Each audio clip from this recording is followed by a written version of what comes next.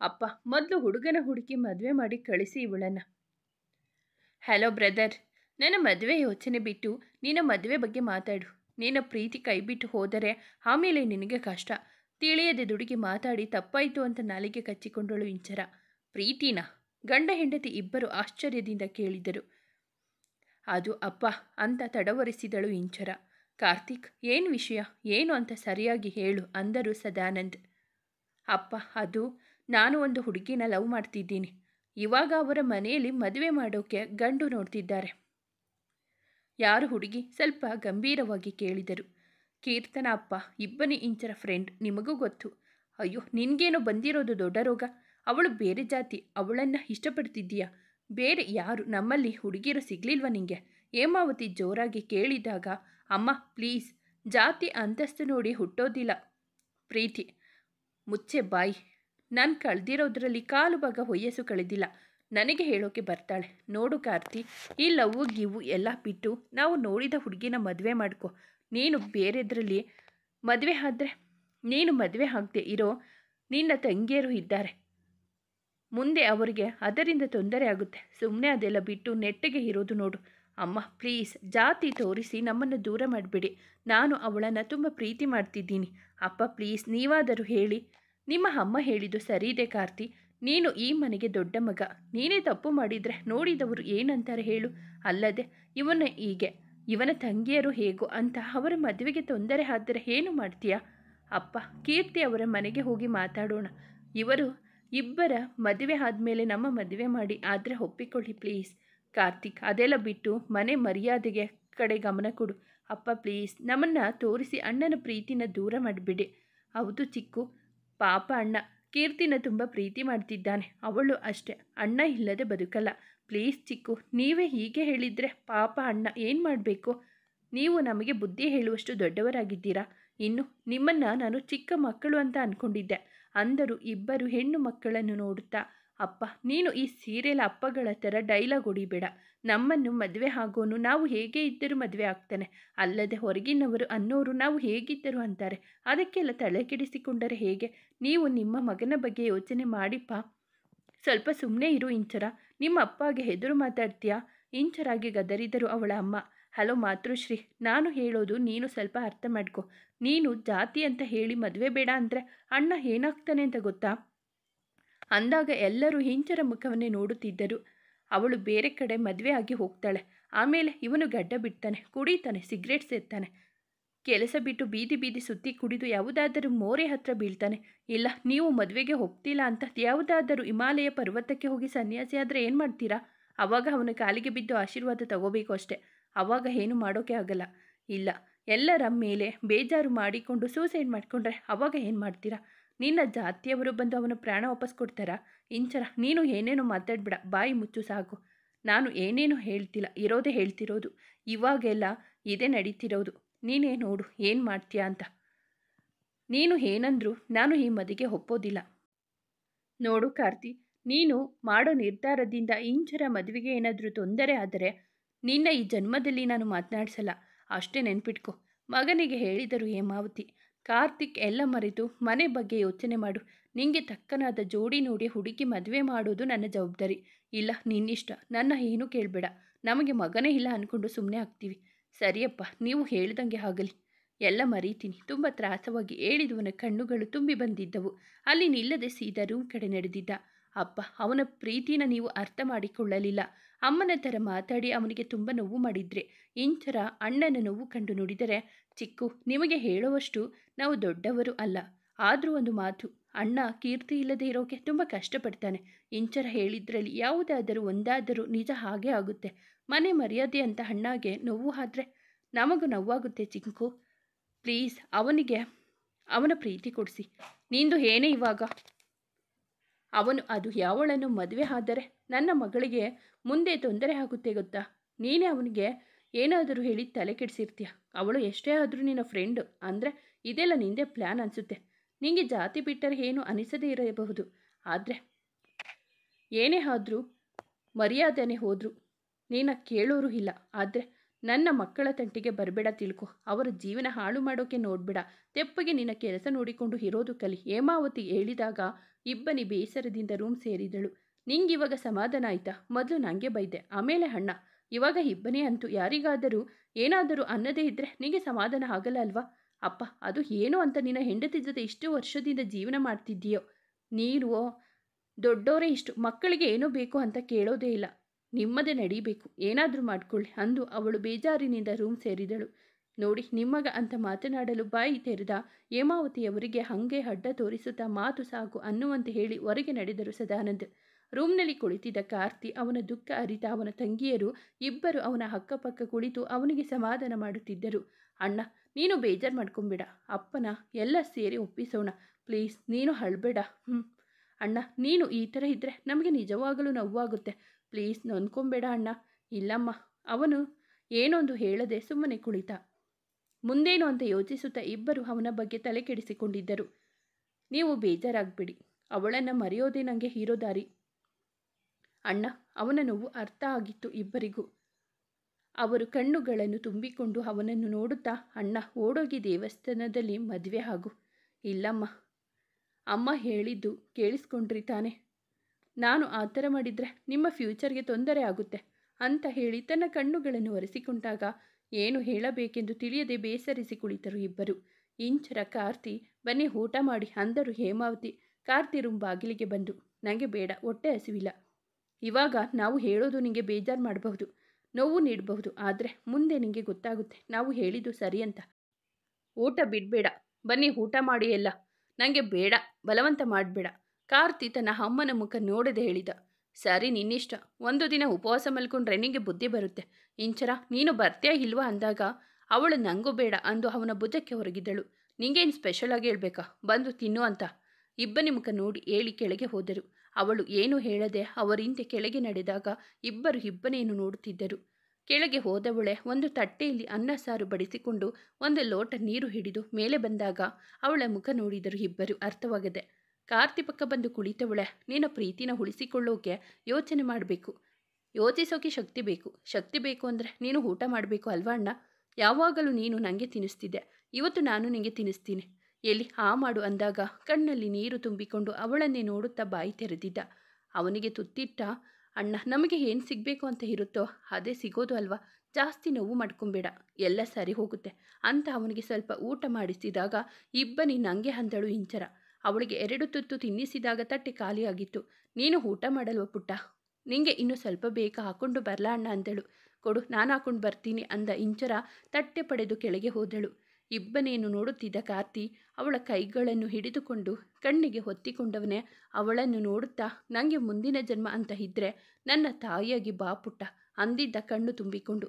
ಅವಳು ಅವನೆದೆಗೆ ಹೊರಗಿದ್ದವಳೆ. ನನಗೆ ಅಪ್ಪ ಅಮ್ಮನ ಸ್ಥಾನ ತುಂಬಿದ್ದೀಯ ಅಣ್ಣ ನೀನು. ನಿನ್ನ ಋಣ ತೀರಿಸೋಕೆ ನನಗೆ ಎಷ್ಟು ಜನ್ಮ ಎತ್ತಿದ್ರೂ ಸಾಲೋದಿಲ್ಲ ಅಂದಾಗ ಅವಳ ಕಣ್ಣೀರು ಅವನ ಎದೆ ಮೇಲಿನ ಅಂಗಿಯನ್ನು ನೆನೆಸಿತ್ತು. ಅವಳ ತಲೆ ಸವರುತ್ತಾ ಅವನು ತನ್ನ ಕಣ್ಣುಗಳನ್ನು ಒರೆಸಿಕೊಂಡಿದ್ದ. ಈಗ ಊಟ ಮಾಡಿಸುವ ಸರದಿ ಕಾರ್ತಿದು. ಒಟ್ಟಲ್ಲಿ 3 ಕೈತುತ್ತು ತಿಂದರೆ ಅಣ್ಣನ ಪ್ರೀತಿ ಗೆಲ್ಲಿಸಲು ಇಬ್ಬರು ತಂಗಿಯರು ತುಂಬ ಯೋಚನೆ ಮಾಡುತ್ತಿದ್ದರು. ವಿರಾಟ್ ಜೊತೆ ಫೋನಲ್ಲಿ ಮಾತನಾಡುತ್ತಿದ್ದ ಇಬ್ಬನಿ ಮನೆಯಲ್ಲಿ ನಡೆದಿದ್ದು ಹೇಳಿದಾಗ, ನಮ್ಮ ಮದುವೆಗೆ ಒಪ್ಪಿಕೊಳ್ಳುತ್ತಾರಾ ಅಂದಿದ್ದ. ನನಗೆ ಅಣ್ಣ ಒಬ್ಬ ಒಪ್ಪಿದ್ರೆ ಸಾಕು, ಮನೆಯಲ್ಲಿ ಎಲ್ಲರೂ ಒಪ್ಪಿದ ಹಾಗೆ ಅಂದಾಗ, ನಿಂಗೆ ಅಣ್ಣ ಅಂದರೆ ಅಷ್ಟೊಂದು ಇಷ್ಟನಾ? ತುಂಬ. ಮನೆಯಲ್ಲಿ ನನ್ನ ಕಣ್ಣೀರು ಒರೆಸುವ ಮೊದಲನೇ ಕೈ ಅವನದೇ. ನನ್ನ ಚಿಕ್ಕ ಮಗು ಥರ ನೋಡ್ಕೊಳ್ತಾನೆ. ನನಗೆ ಅವನು ತಾಯಿ ಇದ್ದಾಗೆ ಅಂದಾಗ ಅವನಿಗೆ ಅವಳು ಅಣ್ಣನ ಮೇಲೆ ಇಟ್ಟಿರುವ ಪ್ರೀತಿ ಗೌರವ ತಿಳಿದಿತ್ತು. ಅವರ ಅಣ್ಣನನ್ನು ಒಮ್ಮೆ ನೋಡಬೇಕು ಅಂತ ಅಂದುಕೊಂಡನು. ಕಾರ್ತಿ ಮದುವೆ ವಿಷಯ ಪ್ರಸ್ತಾಪವಾಗಿ ಆಗಲೇ ವಾರ ಕಳೆದಿತ್ತು. ಮನೆಯಲ್ಲಿ ಇದ್ದ ಮಕ್ಕಳು 3 ಒಂದು ಆದರೆ ಗಂಡ ಹೆಂಡತಿ ಒಂದು ಆಗಿದ್ದರು. ಕಾರ್ತಿ ಮೌನ, ಇಂಚರೆ ಕೋಪ, ಇಬ್ಬನಿ ನಿರ್ಲಿಪ್ತ. ಹೀಗೆ ಸಾಗುತ್ತಿತ್ತು ಎಲ್ಲರ ಜೀವನ. ಕೀರ್ತಿ ಬಳಿ ಸ್ವಲ್ಪ ದಿನದ ಮಟ್ಟಿಗೆ ವೆಯ್ಟ್ ಮಾಡುವಂತೆ ಕಾರ್ತಿ ತುಂಬ ಹೇಳಿದ್ದರಿಂದ ಅವಳು ಒಪ್ಪಿ ಮನೆಯಲ್ಲಿ ಹಠ ಮಾಡಿ ಮದುವೆ ಮಾತನ್ನು ಮುಂದಕ್ಕೆ ಹಾಕಿಸಿ ತಾನು ಕೆಲಸಕ್ಕೆ ಹೋಗಲು ನೋಡುತ್ತಿದ್ದಳು. ಇಬ್ಬನಿ ಕೆಲಸಕ್ಕೆ ಹೋಗಲು ಪ್ರಾರಂಭಿಸಿ ವಾರದ ಮೇಲೆ ಆಗಿತ್ತು. ತನ್ನವನ ಜೊತೆ ಖುಷಿಯಿಂದ ಕಾಲ ಕಳೆಯುತ್ತಿದ್ದಳು. ವಿರಾಟ್ ನಿಜವಾಗಿಯೂ ತುಂಬ ಬದಲಾಗಿದ್ದ. ಮೊದಲಿನ ವಿರಾಟ್ ಇವನ ಅನ್ನುವಷ್ಟು ಅದಕ್ಕೆ ಮೂಲ ಕಾರಣ ಪ್ರೀತಿ. ತನ್ನವಳು ಅವನಿಗೆ ತೋರುವ ಪ್ರೀತಿ, ಅವಳ ಮೇಲೆ ತನಗಿರುವ ಅವನ ಪ್ರೀತಿ. ಮನೆಯವರು ಎಷ್ಟೇ ಹೇಳಿದರೂ ಮತ್ತೆ ಕಾಲೇಜ್ ಕಡೆ ಮುಖ ಮಾಡಲಿಲ್ಲ ಇಂಚರ. ಹೀಗೆ ಕುಳಿತು ಮನೆಯಲ್ಲಿ ವಾರ ಕಾಲ ಕಳೆದಳು. ಮನೆಯಲ್ಲೇ ಇದ್ದ ಇಂಚರಾಗೆ ಯಾರೋ ಫ್ರೆಂಡ್ ಮೂಲಕ ಈವೆಂಟ್ ಕಂಪನಿಯೊಂದಕ್ಕೆ ಅರ್ಜೆಂಟಾಗಿ ವರ್ಕರ್ಸ್ ಬೇಕಿದ್ದಾರೆ, ಇಂಟರ್ವ್ಯೂ ನಡೆಯುತ್ತಿದೆ ಅಂತ ತಿಳಿದು ಹೋಗುವ ಅವಕಾಶ ಸಿಕ್ಕಿತು. ಅವಳು ಮೊದಲು ಆಸಕ್ತಿ ತೋರದಿದ್ದರೂ ಮನೆಯಲ್ಲಿ ಇದ್ದು ಏನು ಮಾಡಲಿ ಅಂತ ಹೋಗಲು ಒಪ್ಪಿ ತನ್ನ ರೆಸ್ಯೂಮ್ ರೆಡಿ ಮಾಡಿದ್ದಳು. ದ ಈವೆಂಟ್ಸ್ ಕಂಪನಿ ಅಂತ ಇದ್ದ ಬೋರ್ಡ್ ನೋಡಿ ಒಳಗೆ ಹೋಗೋದ ಬೇಡವಾ ಅಂತ ಅಂದುಕೊಳ್ಳುತ್ತಿದ್ದಳು. ಎಂಟ್ರಿ ಗೇಟ್ ಬಳಿ ಇದ್ದ ವಾಚ್ಮ್ಯಾನ್ ಹತ್ತಿರ, ಈ ಆಫೀಸ್ ಹೇಗೆ, ಇಲ್ಲಿ ಬಾಸ್ ಹೇಗೆ, ಸ್ಯಾಲರಿ ರಜೆ ಎಲ್ಲ ಸರಿಯಾಗಿ ಕೊಡ್ತಾರಂದಾಗ, ಕಣಮ್ಮ, ತುಂಬ ಒಳ್ಳೆಯ ವ್ಯಕ್ತಿ ಅಂದನು ನಗುತ್ತಾ. ಹೌದಾ, ಅವರಿಗೆ ಚಾಕ್ಲೇಟ್ ಕೊಡುತ್ತಾ, ತಗೊಳ್ಳಿ ತಿನ್ನಿ ಅಂದು ಅವರಿಗೆ ಒಂದು ಕೊಟ್ಟು ತಾನೊಂದು ತಿನ್ನುತ್ತಾ ಒಳಗೆ ಹೋಗಿ ಕುಳಿತಳು. ಮೊದಲ ಸುತ್ತಿನಲ್ಲಿ ಸೆಲೆಕ್ಟ್ ಆದಾಗ ಅವಳಿಗೆ ಸ್ವತಃ ಆಶ್ಚರ್ಯವಾಗಿತ್ತು. ಸೆಕೆಂಡ್ ರೌಂಡ್ MD's ಕಡೆಯಿಂದ ಸೆಲೆಕ್ಟ್ ಆಗೋದು ಅಂದಾಗ ಎದ್ದು ಹೊರ ನಡೆದ ಇಂಚರ ವಿರಾಟ್ಗೆ ಫೋನ್ ಮಾಡಿ ವಿಷಯ ತಿಳಿಸಿದಳು. ಎರಡನೇ ರೌಂಡ್ನಲ್ಲಿ ಅವಳ ಹೆಸರು ಕೂಗಿದಾಗ, ವೆಂಕಟರಮಣ ಒಳಗಿನ MDನ ನೀನೇ ಕಾಪಾಡಪ್ಪ ಅಂತ ಹೇಳಿ, may I in come in sir ಅಂದಳು ರಾಗವಾಗಿ. ತಲೆ ಎತ್ತದೆ ಎಸ್ ಪ್ಲೀಸ್ ಅಂದವನನ್ನು ಕುತೂಹಲದಿಂದ ನೋಡುತ್ತಾ ಫಸ್ಟ್ ರೌಂಡ್ನಲ್ಲಿ ಸೆಲೆಕ್ಟ್ ಮಾಡಿದ MD ಸೀಟ್ ಪಕ್ಕ ಕುಳಿತಿದ್ದವನನ್ನು ನೋಡಿ ಸ್ಮೈಲ್ ಮಾಡಿದಳು. ಅವನು ಕುತ್ಕೊಳ್ಳಿ ಎಂದಾಗ ಹಿಂದಕ್ಕೆ ಚೇರ್ ಎಳೆದು ಸೌಂಡ್ ಮಾಡಿ ಕುಳಿತಳು. ತಲೆ ಎತ್ತಿ ನೋಡಿದವನಿಗೆ ತಾನು ಕೇಳಬೇಕಿದ್ದ ಪ್ರಶ್ನೆಗಳು ಮೆದುಳಿನಿಂದ ಮಾಯವಾಗಿ ಓಡಿ ಹೋಗಿದ್ದವು. ಗಂಟಲಿನಿಂದ ಬರುವ ಮಾತುಗಳು, ಮಾತನಾಡುವ ಎಲ್ಲ ದಾರಿಗಳು ಮುಚ್ಚಿ ಹೋಗಿದ್ದವು. ತನ್ನ ಎದುರಿಗೆ ಕುಳಿತವಳನ್ನು ಕಂಡವನಿಗೆ MD ಮುಖ ಸಂದರ್ಶನವಾಗುತ್ತಿದ್ದಂತೆ ಇಂಚರ ಮುಖ ಕಮಲದಂತೆ ಹರಳಿತು. ಕಂಪನಿ ಬಗ್ಗೆ ಮಾತಾಡಿ ಅಂದ. ಇಂಚರ ಕಡೆ ನೋಡುತ್ತಾ. ಚಿರಾಗ್ ಪಕ್ಕದಲ್ಲಿದ್ದ ರಾಕೇಶ್. ಇಂಚರ ತನ್ನ ಎದುರಿಗಿದ್ದ ಚಿರುನ ನೋಡುತ್ತಾ ಮೈ ಮರೆತಿದ್ದಳು. ಅವಳು ಏನು ಹೇಳದಿದ್ದಾಗ ಹಲೋ ಮಿಸ್ ಅಂದನು. ನೀವು ಇಲ್ಲಿ ಬಾಸ? ನನಗೆ ಗೊತ್ತೇ ಇರಲಿಲ್ಲ ಅಂದಳು ನಗುತ್ತಾ ಚಿರುನ ನೋಡುತ್ತಾ. ಇದು ಕಂಪನಿ, ಇವರು ಕೇಳಿದಕ್ಕೆ ಉತ್ತರ ಕೊಡಿ ಅಷ್ಟೆ ಅಂದ ರಾಕಿ ಕಡೆ ಕೈ ತೋರಿಸುತ್ತಾ. ಓಕೆ, ಕೇಳಿ ಅದೇನು ಅಂದಾಗ ರಾಕಿ ಕೇಳಿದ ಪ್ರಶ್ನೆಗಳಿಗೆ ಸ್ವಲ್ಪ ತರಲೆ ಬೆರೆಸಿ ಉತ್ತರಿಸಿದಳು. ಏನು ನಿಮ್ಮ ಮಾರ್ಕ್ಸ್ ಇಷ್ಟೊಂದಿದೆ ಅಂದ ಚಿರು ವ್ಯಂಗ್ಯವಾಗಿ. ಅದು ಪಾಠ ಮಾಡೋ ಲೆಕ್ಚರರ್ ಸ್ವಲ್ಪ ಡಲ್ಲ ಇದ್ದರು, ಅದಕ್ಕೆ ನಮಗೆ ಮಾರ್ಕ್ಸ್ ಕಡಿಮೆ ಆಗಿದೆ ಅಂದಳು. ಸಾರಿ ಮಿಸ್, ನಿಮ್ಮ ಮಾರ್ಕ್ಸ್ ಕಾರ್ಡಿನಲ್ಲಿ ಏನಿಲ್ಲ ಆ್ಯಂಡ್ ಪ್ರೆಷರ್ಸ್ ಬೇರೆ. ಸಾರಿ ಯು ಆರ್ ರಿಜೆಕ್ಟೆಡ್ ಅಂದಾಗ, ಹೇಗ್ರಿ ರಿಜೆಕ್ಟ್ ಮಾಡ್ತೀರಾ, ಮತ್ತೆ ಮೊದಲನೇ ರೌಂಡ್ ಹೇಗೆ ಸೆಲೆಕ್ಟ್ ಮಾಡ್ಕೊಂಡ್ರಿ, ಆವಾಗಲೇ ಮಾರ್ಕ್ಸ್ ಎಕ್ಸ್ಪೀರಿಯನ್ಸ್ ಏನು ಕೇಳಿಲ್ಲ, ಆಗ ಹೇಗೆ ಸೆಲೆಕ್ಟ್ ಮಾಡಿದ್ರಿ ಅಂದಳು ಸ್ವಲ್ಪ ಜೋರಾಗಿ. ಚಿರು ತನ್ನ ಪಕ್ಕದಲ್ಲಿದ್ದ ರಾಕಿಯನ್ನು ಗುರಾಯಿಸಿದವನೇ, ಇವನು ಎಲ್ಲೋ ಮಿಸ್ ಮಾಡಿಕೊಂಡಿದ್ದಾನೆ, ಸಾರಿ ನೀವಿನ್ನು ಹೊರಡಿ ಎಂದಾಗ, ಮಿಸ್ ಮಾಡ್ಕೊಂಡಿಲ್ಲ ಕಣೋ, ನೀನೇ ಹೇಳಿದ್ದೆ ಮಾರ್ಕ್ಸ್ ನೋಡಬೇಡ, ಫ್ರೆಷರ್ಸ್ ಆದರೂ ಪರವಾಗಿಲ್ಲ, ಟ್ಯಾಲೆಂಟ್ ನೋಡು ಅಂತ. ಇವರು ಟ್ಯಾಲೆಂಟೆಡ್ ಅಂತ ಅನಿಸ್ತು, ಅದಕ್ಕೆ ಸೆಲೆಕ್ಟ್ ಮಾಡಿದ್ದು. ತೆಪ್ಪಗೆ ಮುಚ್ಕೊಂಡು ಹೀರೋ ಅಂತ ಅವನ ಕಿವಿಯಲ್ಲಿ ಪಿಸುಗುಟ್ಟಿದ್ದ ಚಿರು. ಸಾರಿ ಮೇಡಮ್, ನೀವಿನ್ನು ಹೋಗಬಹುದು ಅಂದಾಗ, ಹೋಗ್ತೀನಿ ಬಿಡ್ರಿ, ನಿಮಗೆ ನನಗೆ ಕೆಲಸ ಕೊಡೋಕ್ಕೆ ಭಯ ಅಲ್ವಾ, ಎಲ್ಲಿ ಇವಳು ಇಲ್ಲಿನೂ ತಲೆ ತಿನ್ನುತ್ತಾಳೋ ಅಂತ. ನೋಡಿ ಮಿಸ್ಟರ್ ಮೆಣಸಿನ್ಕಾಯಿ, ಕೆಲಸ ಅಂತ ಬಂದರೆ ನಾನು ತುಂಬ ಡೆಡಿಕೇಶನ್ನಲ್ಲಿ ವರ್ಕ್ ಮಾಡ್ತೀನಿ ತಿಳ್ಕೊಳ್ಳಿ, ನನ್ನ ಮಾರ್ಕ್ಸ್ ನೋಡಿ ನನ್ನ ಜಡ್ಜ್ ಮಾಡಬೇಡಿ ಅಂದಾಗ, ಸಾರಿ ನಮ್ಮ ಟೈಮ್ ವೇಸ್ಟ್ ಮಾಡಿಬಿಡಿ ಪ್ಲೀಸ್ ಅಂದು ಬಾಗಿಲ ಕಡೆ ಕೈ ತೋರಿಸಿದ. ಒಂದು ಚಾನ್ಸ್ ಕೊಡೋಣ ಕಣೋ, ಅವರ ವರ್ಕ್ ಇಷ್ಟ ಆಗಲಿಲ್ಲ ಅಂದರೆ ಅವಾಗ ಬೇಡ ಅಂದರೆ ಆಯಿತು ಅಂದ ರಾಕಿ. ಅವನನ್ನು ಕಣ್ಣು ದೊಡ್ಡದು ಮಾಡಿ ಗುರಾಯಿಸುತ್ತಿದ್ದ ಚಿರು. ಅವನನ್ನು ನೋಡಿದ ಇಂಚರ, ಅವರ ಮೇಲೆ ಯಾಕೆ ಕೋಪ ತೋರಿಸ್ತೀರಾ, ನನಗೆ ಕೆಲಸ ಕೊಡಲ್ಲ ಅಂದು ನನಗೆ ನನ್ನ ಟ್ಯಾಲೆಂಟ್ಗೆ ಅವಮಾನ ಮಾಡುತ್ತಿದ್ದೀರಾ, ಹೋಗಲೇ ಬಿಡಿ, ನಿಮಗೆ ನನಗೆ ಕೆಲಸ ಕೊಡೋಕ್ಕೆ ಇಷ್ಟ ಇಲ್ಲ, ಏನು ಮಾಡೋಕ್ಕಾಗುತ್ತೆ. ನಮ್ಮ ಅಣ್ಣ ಯಾವಾಗಲೂ ಹೇಳುತ್ತಿದ್ದ, ನನ್ನ ಹತ್ರ ಕೆಲಸ ಮಾಡಿಸಿಕೊಳ್ಳೋನಿಗೆ 2 ಮೆದುಳು ಇರಬೇಕು ಅಂತ ಅಂದಾಗ, ನನಗೆ 2 ಮೆದುಳಿನ ಅವಶ್ಯಕತೆ ಇಲ್ಲ, ಸೊ ಪ್ಲೀಸ್ ಅಂದ ಚಿರು. ಅಯ್ಯ ಹೋಗ್ತೀನಿ ಬಿಡ್ರಿ, ಊರಿಗೆ ನಿಮ್ಮದೇ ಒಂದೇ ಕಂಪನಿ ಇಲ್ಲ, ನಿಮಗೆ ಭಯ ಅಲ್ವಾ, ನಾನು ಇಲ್ಲೇ ಇದ್ದರೆ ಎಲ್ಲಿ ನನ್ನ ಮೇಲೆ ನಿಮಗೆ ಲವ್ ಆಗುತ್ತೋ ಅಂತ, ಅದಕ್ಕೆ ಕೆಲಸ ಇಲ್ಲ ಅಂತಿದ್ದೀರಾ. ಹಾಗಲ್ಲ, ಅದು ಗೊತ್ತು ಬಿಡ್ರಿ, ಕೆಲಸ ಮಾಡುವಾಗ ಬೇರೆ ವಿಷಯದ ಬಗ್ಗೆ ತಲೆನೇ ಕೆಡಿಸ್ಕೊಳ್ಳೋದಿಲ್ಲ ನಾನು, ತುಂಬ ಸೀರಿಯಸ್ ಆಗಿ ವರ್ಕ್ ಮಾಡ್ತೀನಿ ಗೊತ್ತಾ, ನಿಮಗೆ ಇಷ್ಟ ಬಂದವರಿಗೆ ಕೆಲಸ ಕೊಡಿ ಅಂದು ಹೊರ ನಡೆದಳು ಕೈಯಲ್ಲಿ ಫೈಲ್ ಹಿಡಿದು. ಯಾಕೋ ನೀನು ಹೇಳಿದ್ದು ಎಲ್ಲ ಕ್ವಾಲಿಟೀಸ್ ನೋಡಿನೇ ಸೆಲೆಕ್ಟ್ ಮಾಡಿದ್ದೆ, ಆದರೂ ಯಾಕೋ ರಿಜೆಕ್ಟ್ ಮಾಡಿದ್ದೆ, ಸ್ವಲ್ಪ ಸುಮ್ಮನೆ ಇರ್ತೀಯಾ, ಹಿಂದೆ ಮುಂದೆ ಯೋಚಿಸದೆ ಸೆಲೆಕ್ಟ್ ಮಾಡಿದ್ದೀಯಾ, ಲೂಸ್ ನನ್ನ ಮಗನೇ. ಅವಳಿಗೆ ಕೆಲಸ ಕೊಟ್ಟಿದ್ರೆ ಲವ್ ಲವ್ ಅಂತ ಹೇಳಿ ನನ್ನ ಪ್ರಾಣ ತಿನ್ನೋಳು ಅಂದಾಗ ನನಗೇನು ಗೊತ್ತು ನಿನ್ನ ಲವ್ ಟ್ರ್ಯಾಕ್ ಎಲ್ಲೆಲ್ಲಿ ಇದ್ದಾವೆ ಅಂತ.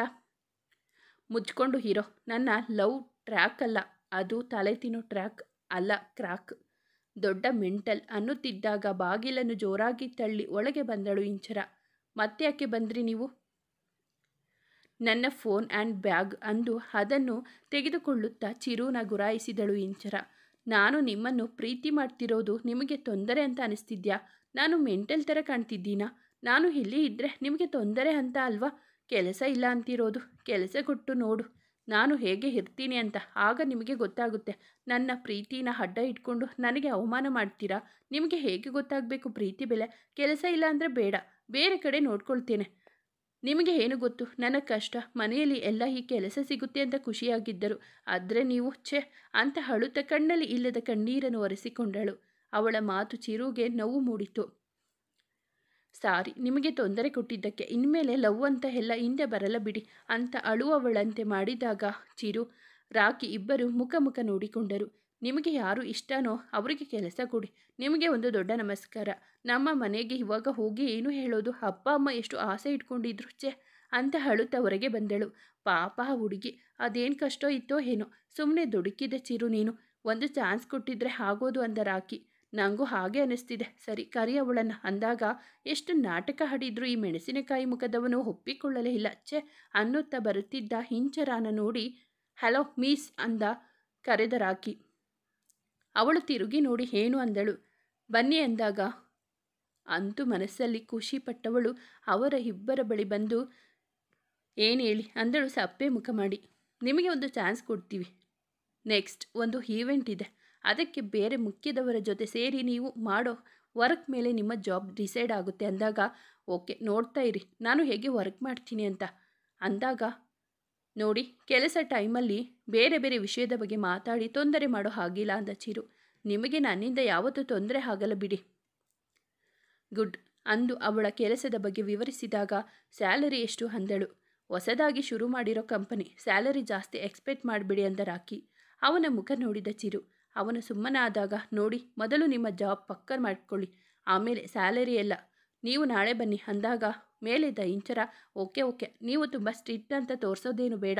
ಕೆಲಸದ ಟೈಮಿನಲ್ಲಿ ನಾನು ಬರೀ ವರ್ಕ್ ಅಷ್ಟು ಮಾಡೋದು, ಮಿಕ್ಕಿದ್ದ ಟೈಮ್ನಲ್ಲಿ ನನ್ನ ಕಡೆಯಿಂದ ಬರೋ ತೊಂದರೆಯನ್ನು ನೀವು ಸ್ವೀಕರಿಸಲೇಬೇಕು ಮಿಸ್ಟರ್ ಮೆಣಸಿನಕಾಯಿ ಅಂದು ಅವನ ಕೆನ್ನೆ ಹಿಂಡಿ ಹೊರಗೆ ಓಡಿದಳು ಇಂಚರ. ಮೇಲಿದ್ದ ಚಿರು ಇದಕ್ಕೆ ನಾನು ಬೇಡ ಅಂದಿದ್ದು ಅಂದಾಗ ಹೋಗ್ಲಿ ಬಿಡೋ ಹುಡುಗಿ ಚೆನ್ನಾಗಿದ್ದಾಳೆ ಅಲ್ವಾ ಅಂದ ರಾಕಿ ನಗುತ್ತಾ. ನೀನು ಮಾಡಿರೋ ಕೆಲಸಕ್ಕೆ ಇನ್ಮೇಲೆ ನನ್ನ ನೆಮ್ಮದಿ ಕಾಣೆಯಾಗುವುದು ಗ್ಯಾರಂಟಿ ಎಂದು ಕುಳಿತನು. ಇವನು ಮೊದಲಿನ ಥರ ಆಗೋಕೆ ಇವಳೇ ಕರೆಕ್ಟ್ ಮನಸ್ಸಲ್ಲಿ ಅಂದುಕೊಂಡ ರಾಕಿ. ಪ್ರಪಂಚದಲ್ಲಿ ಹುಡುಗರನ್ನು ಸೋಲಿಸೋ ಒಂದು ದೊಡ್ಡ ಬ್ರಹ್ಮಾಸ್ತ್ರ ಅಂದರೆ ಅದು ಹುಡುಗಿಯರ ಕಣ್ಣೀರು. ಇಲ್ಲದೇ ಇರೋ ಕಣ್ಣೀರು ತೋರಿಸಿ ಇಬ್ಬರನ್ನ ಮಂಗ ಮಾಡಿದೆ. ಪಾಪ ನನ್ನ ಮೆಣಸಿನಕಾಯಿ. ನನ್ನ ಅಳು ನೋಡಿ ಮುಖ ಸಪ್ಪೆ ಮಾಡಿಕೊಂಡ. ಅಮೂಲ್ ಬೇಬಿ ಇಂಚರ ಒಂದು ಕನ್ಫರ್ಮ್ ಕಣೆ, ಮದುವೆ ಆದಮೇಲೆ ಪಕ್ಕ ಡೈಲಿ ಮನೆಗೆ ಬರುತ್ತೆ, ಮಿಸ್ ಮಾಡಲ್ಲ, ಬೇರೆ ಕಡೆ ಕಣ್ಣು ಹಾಕಲ್ಲ, ಕ್ಯೂಟ್ ಮೆಣಸಿನಕಾಯಿ ಅಂತ ಅಂದುಕೊಳ್ಳುತ್ತಾ ಹೊರಗೆ ಬಂದವಳೆ. ಕೆಲಸ ಸಿಕ್ಕಿದ್ದು ಇಬ್ಬನಿಗೆ ಹೇಳಬೇಕು ಅಂತ ಅಂದುಕೊಂಡವಳೆ. ಅವಳು ಕೆಲಸ ಮಾಡೋಲ್ಲಿಗೆ ಬರುವುದಾಗಿ ಫೋನ್ ಮಾಡಿ ಹೇಳಿದಳು. ವಿರಾಟ್ಗೆ ಫೋನ್ ಮಾಡಿ ತಾನು ಬರುತ್ತಿರುವುದಾಗಿ ಹೇಳಿದಾಗ ಇಬ್ಬನಿ ಜೊತೆ ಅವನು ಕ್ಯಾಂಟೀನ್ನಲ್ಲಿ ಬಂದು ಕುಳಿತನು. ಏನಂತೆ ನಿನ್ನ ತಂಗಿದು ಅಂದ ವಿರಾಟ್. ಗೊತ್ತಿಲ್ಲ, ಏನೋ ಹೇಳಬೇಕು, ಸಿಗ್ತೀನಿ ಅಂದಳು ಅಷ್ಟೆ. ಏನು ತಿಂತೀಯಾ? ಏನು ತರಲಿ? ನನಗೆ ಏನೂ ಬೇಡ, ನೀವು ತಗೊಳ್ಳಿ. ಯಾಕೆ? ಇವತ್ತು ನಾನು ಏನೂ ತಿನ್ನಲ್ಲ, ಅದಕ್ಕೆ. ಅದೇ ಯಾಕೆ? ಉಪವಾಸ, ಅದಕ್ಕೆ. ಏನೋ ಉಪವಾಸನ? ಯಾವ ಗನಂದಾರಿ ಕೆಲಸಕ್ಕೆ ಉಪವಾಸ? ಸುಮ್ಮನೆ ಅದೆಲ್ಲ ಬಿಟ್ಟು ಏನಾದರೂ ತಿನ್ನು ಅಷ್ಟೆ. ಬೇಡ ವಿರಾಟ್, ನಾನು ತಿನ್ನಲ್ಲ. ನಿಮಗೆ ತಲೆ ಕೆಟ್ಟಿದ್ಯಾ? ಇಲ್ಲ ಸರಿ ಇದೆ ನಕ್ಕು ನುಡಿದಳು. ಸ್ಟುಪಿಡ್, ಡ್ರಾಮಾ ಮಾಡೋದು ನಿಲ್ಲಿಸು, ಮುಂದೆ ಯಾವತ್ತೂ ಮಾಡಬೇಡ. ನನಗೆ ಇದೆಲ್ಲ ಇಷ್ಟ ಆಗಲ್ಲ. ದೇವರು ಪೂಜೆ, ಉಪವಾಸ, ವನವಾಸ ಅದು ಯಾವುದನ್ನು ನಾನು ನಂಬೋದಿಲ್ಲ. ಓಕೆ ಓಕೆ, ಬಟ್ ಇವಾಗಲೇ ನಿಲ್ಲಿಸೋಕೆ ಆಗಲ್ಲ. ನನ್ನ ಹರಕೆ ಮುಗಿಯೋವರೆಗೂ ನಿಲ್ಲಿಸದೆ ಮಾಡಬೇಕು. ಹರಕೆ? ತಾವು ಯಾವ ಘನ ಕಾರ್ಯಕ್ಕೆ ಹರಕೆ ಮಾಡಿಕೊಂಡಿದ್ದು? ಅದೆಲ್ಲ ಹೇಳೋಕೆ ಆಗಲ್ಲ. ಬಾಯಿ ಮುಚ್ಚಿಕೊಂಡು ಹೇಳಿದರೆ ಸರಿ. ಬಾಯಿ ಮುಚ್ಚಿಕೊಂಡು ಹೇಗೆ ಮಾತಾಡೋದು? ನಕ್ಕು ಕೇಳಿದಳು ಇಬ್ಬನಿ. ವಿರಾಟ್, ಹೇಳಮ್ಮ. ನಿಮಗೋಸ್ಕರನೇ. ಅಂದರೆ ನಿಮಗೆ ಆಕ್ಸಿಡೆಂಟ್ ಆದಾಗ ಹರಕೆ ಮಾಡಿಕೊಂಡಿದ್ದು. ವಾಟ್? ಏನು ಹೇಳ್ತಿದ್ದೀಯಾ ನೀನು ಅಂದನು. ಹೌದು, ಅವತ್ತು ನಿಮಗೆ ಆಕ್ಸಿಡೆಂಟ್ ಆದಾಗ ನೀವು ತುಂಬ ಸೀರಿಯಸ್ ಆಗಿದ್ದೀರಾ ಅಂತ ಹೇಳಿದರು ಡಾಕ್ಟರ್. ಬ್ಲಡ್ ಕೊಟ್ಟ ಮೇಲೆ ನಿಮ್ಮನ್ನು ನೋಡೋಕೆ ಆಗಿರಲಿಲ್ಲ. ಅದಕ್ಕೆ ಮನೆಗೆ ಬಂದು ದೇವರ ಹತ್ತಿರ ಹರಕೆ ಮಾಡಿಕೊಂಡಿದ್ದೆ ಉಪವಾಸ ಮಾಡ್ತೀನಿ ಅಂತ. ಅವನ ಮುಖ ನೋಡಿದಾಗ ಅವನು ಅವಳನ್ನೇ ನೋಡುತ್ತಿದ್ದ. ನನಗೆ ಅವತ್ತು ಎಷ್ಟು ಭಯ ಆಗಿತ್ತು ಗೊತ್ತಾ? ನಿಮ್ಮನ್ನು ನೋಡೋವರೆಗೂ ನನಗೆ ಸಮಾಧಾನವೇ ಇರಲಿಲ್ಲ. ನಾನು ಆವಾಗ ನಿನ್ನ ಜೊತೆ ಸರಿಯಾಗಿ ಮಾತಾಡ್ತಾನೆ ಇರಲಿಲ್ಲ ಅಲ್ವಾ? ಆದರೂ ಇಷ್ಟೆಲ್ಲ ಮಾಡಿದ್ಯಾ? ನೀವು ಯಾವಾಗ ನನ್ನ ಹತ್ರ ಸರಿಯಾಗಿ ಮಾತನಾಡಿದ್ದೀರಾ? ಯಾವಾಗಲೂ ಬೈತಿದ್ರಿ. ಆದರೆ ನಿಜ ಹೇಳ್ತೀನಿ ವಿರಾಟ್, ನಿಮ್ಮನ್ನು ಪ್ರೀತಿ ಮಾಡೋದು ಯಾವತ್ತೂ ಕಡಿಮೆ ಮಾಡಿಲ್ಲ ನಾನು. ನಿಮಗೆ ಏನಾದರೂ ಆದರೆ ಅದನ್ನು ಸಹಿಸಿಕೊಳ್ಳೋಕೆ ಆಗಲ್ಲ. ನೀವು ಯಾವಾಗಲೂ ಚೆನ್ನಾಗಿರಬೇಕು. ಅದಕ್ಕೆ ನನ್ನ ಈ ಚಿಕ್ಕ ಬೇಡಿಕೆ ಆ ದೇವರ ಹತ್ರ ಅಷ್ಟೇ. ಅಷ್ಟೊಂದು ಇಷ್ಟನ ನಾನು ಅಂದರೆ ಆಶ್ಚರ್ಯದಿಂದ ಕೇಳಿದ್ದ. ತುಂಬ ತುಂಬ. ಅವನು ಏನನ್ನು ಯೋಚಿಸುತ್ತಾ ಕುಳಿತ. ಏನು ಯೋಚನೆ ಮಾಡ್ತಿದ್ದೀರಾ? ಏನಿಲ್ಲ ಅನ್ನುತ್ತಾ ತಲೆ ಅಡ್ಡಡ್ಡಾಡಿಸಿದ. ಇಂಚರ ಬಂದ್ಲು ಅಂದಳು. ಸ್ವಲ್ಪ ದೂರದಲ್ಲಿ ನಡೆದು ಬರುತ್ತಿರುವಳನ್ನು ನೋಡಿ ಅವನು ಆ ಕಡೆ ತಿರುಗಿ ನೋಡಿದ. ಆಯ್ ವಿರಾಟ್, ಆಯ್ ಇಬ್ಬನಿ ಅನ್ನುತ್ತಾ ಬಂದವಳೆ ಇಬ್ಬನಿಯನ್ನು ಹಪ್ಪಿಕೊಂಡು ಅವಳ ಕೆನ್ನೆಗೆ ಮುತ್ತಿಟ್ಟಳು. ಹುಡುಗಿಯರು ಇಬ್ಬರು ಈ ಥರ ಎಲ್ಲರ ಎದುರಿಗೆ ಮುದ್ದಾಡಿದ್ರೆ ನೋಡಿದವರು ತಪ್ಪು ತಿಳ್ಕೊತಾರೆ. ಹೋಗೋ ಇಬ್ಬನಿ, ನನಗೆ ಕೆಲಸ ಸಿಕ್ತು ಕಣೆ. ಕಂಗ್ರಾಟ್ಸ್ ಇಂಚರ. ಅಲ್ಲ, ನೀನು ಡಿಗ್ರಿ ಮುಗಿಸಿಲ್ಲ. ನಿನ್ನ ಮಾರ್ಕ್ಸ್ ನೋಡಿದರೆ ಯಾರಾದರೂ ತಲೆ ಸುತ್ತಿ ಬೀಳೋದು ಒಂದು ಬಾಕಿ ಹಾಗೆ ಇದೆ. ಆದರೂ ಕೆಲಸ ಸಿಕ್ಕಿದೆ ಅಂದರೆ ನನಗೂ ಯಾಕೋ ಡೌಟ್. ಏನೋ ಡ್ರಾಮಾ ಮಾಡಿರ್ತೀಯ ಕರೆಕ್ಟ್ ಅಂದ ವಿರಾಟ್ ಎಲ್ಲ ಕಂಡವನಂತೆ. ಅವಳು ಸ್ವಲ್ಪ ತಡವರಿಸಿ, ಹಲೋ, ಈ ಇಂಚರ ಅಂದರೆ ಏನು ಅಂದ್ಕೊಂಡಿದ್ದೀಯಾ? ಮಾರ್ಕ್ಸ್ ಇಲ್ಲ ಅಂದು ಡಿಗ್ರಿ ಫೇಲ್ ಆದರೂ ಕೆಲಸ ಗಿಟ್ಟಿಸಿಕೊಳ್ಳೋದೆ ನನ್ನ ಕೆಪಾಸಿಟಿ ಗೊತ್ತಾ? ಅವನು ಅಂತ ತಲೆ ಹಾಡಿಸಿ, ನಿಂಗೆ ಕೆಲಸ ಕೊಟ್ಟ ಆ ನತದೃಷ್ಟನನ್ನು ನೆನೆಸ್ಕೊಂಡ್ರೆ ಪಾಪ ಅನಿಸುತ್ತೆ. ಯಾಕ ಇಷ್ಟು ದಿನ ಆರಾಮಾಗಿದ್ದ, ಇನ್ಮೇಲೆ ನಿನ್ನ ಕೈಗೆ ಸಿಕ್ಕಿ ಎರಡು ಕಡೆ ರೋಸ್ಟ್ ಆಗಿರೋ ಟೋಸ್ಟ್ ಥರ ಆಗ್ತಾನೆ ಅಷ್ಟೇ. ಅದಕ್ಕೆ ಅಂದ ನಗುತ್ತಾ. ಸುಮ್ಮನೆ ಇದ್ದರೆ ಸರಿ ಇವಾಗ. ಸರಿ ಬಿಡಮ್ಮ, ಕೋಪ ಮಾಡ್ಕೊಂಬೇಡ. ನಿನ್ನ ಅವತಾರ ನೋಡೋಕೆ ನನಗೂ ಭಯ ಆಗುತ್ತೆ ಅಂದ ನಗುತ್ತಾ. ಅವನ ಕೈ ಚಿವುಟಿದಳು ಇಂಚರ. ಲೂಸ್ ಅಂದನು. ಅವರಿಬ್ಬರನ್ನು ನೋಡಿ ನಕ್ಕಳು ಇಬ್ಬನಿ. ಇವತ್ತು ಹೊರಗಡೆ ಹೋಗೋಣ, ನಾನು ಟ್ರೀಟ್ ಕೊಡ್ತೀನಿ. ವಿರಾಟ್ ನೀನು ಬಾ. ನಾನು ಇವತ್ತು ಬರೋಕ್ಕೆ ಆಗಲ್ಲ ಇಂಚರ, ನಾಳೆ ಹೋಗೋಣ. ಇವತ್ತು ಉಪವಾಸ, ನಿಮಗೆ ಗೊತ್ತಿಲ್ವಾ? ಮರೆತಿದ್ದೆ ಡಿಯರ್. ಓಕೆ, ನಾಳೆ ಹೋಗೋಣ ವಿರಾಟ್, ನಾಳೆ ಹೋಗೋಣ ಆಯಿತಾ? ಓಕೆ ಅಂದವಾ. ಬೇಡ, ನಾಳೆ ಬೇಡ, ನಾಡಿದ್ದು ಹೋಗೋಣ ಇಬ್ಬನಿ. ನಾಳೆ ನಾನು ನೀನು ಇಬ್ಬರು ಶಾಪಿಂಗ್ ಹೋಗೋಣ. ಸಡನ್ನಾಗಿ ಶಾಪಿಂಗ್ ಯಾಕೆ? ಇಬ್ಬನಿ ಕೇಳಿದಳು. ನಿಮಗೆ ಗಿಫ್ಟ್ ತರೋಕೆ. ಗಿಫ್ಟ್? ನನಗೆ ಯಾಕೆ ಇವಾಗ? ಮರೆತುಬಿಟ್ಟಿಯಾ ಡಾರ್ಲಿಂಗ್? ನಾಡಿದ್ದು ನಿನ್ನ ಬರ್ತ್ಡೇ ಅಲ್ವಾ? ಹೌದಾ ಅಲ್ವಾ, ಮರೆತಿದ್ದೆ. ಇಬ್ಬನಿ ಅವಳನ್ನು ನೋಡುತ್ತಿದ್ದ ವಿರಾಟ್. ಹಾಗಾದರೆ ಅವತ್ತು ಫುಲ್ ಪಾರ್ಟಿ ಅಂದ. ಮುಂದುವರೆಯುವುದು. ಸ್ನೇಹಿತರೆ, ಈ ಕಥೆ ನಿಮಗೆ ಇಷ್ಟವಾಗಿದ್ದರೆ ದಯವಿಟ್ಟು ಒಂದು ಲೈಕ್ ಮಾಡಿ, ನಮ್ಮ ಚಾನಲನ್ನು ಸಬ್ಸ್ಕ್ರೈಬ್ ಆಗಿ, ಪಕ್ಕದಲ್ಲಿರುವ ಬೆಲ್ ಬಟನ್ ಕ್ಲಿಕ್ ಮಾಡಿ. ನಿಮ್ಮ ಫ್ರೆಂಡ್ಸ್ ಆ್ಯಂಡ್ ಫ್ಯಾಮಿಲಿಗೆ ಈ ಕಥೆಯನ್ನು ಶೇರ್ ಮಾಡಿ. ನಿಮ್ಮ ಅನಿಸಿಕೆ ಅಭಿಪ್ರಾಯವನ್ನು ಕಾಮೆಂಟಲ್ಲಿ ತಿಳಿಸಿ. ಕಥೆಯನ್ನು ಕೇಳಿದ್ದಕ್ಕಾಗಿ ಧನ್ಯವಾದಗಳು.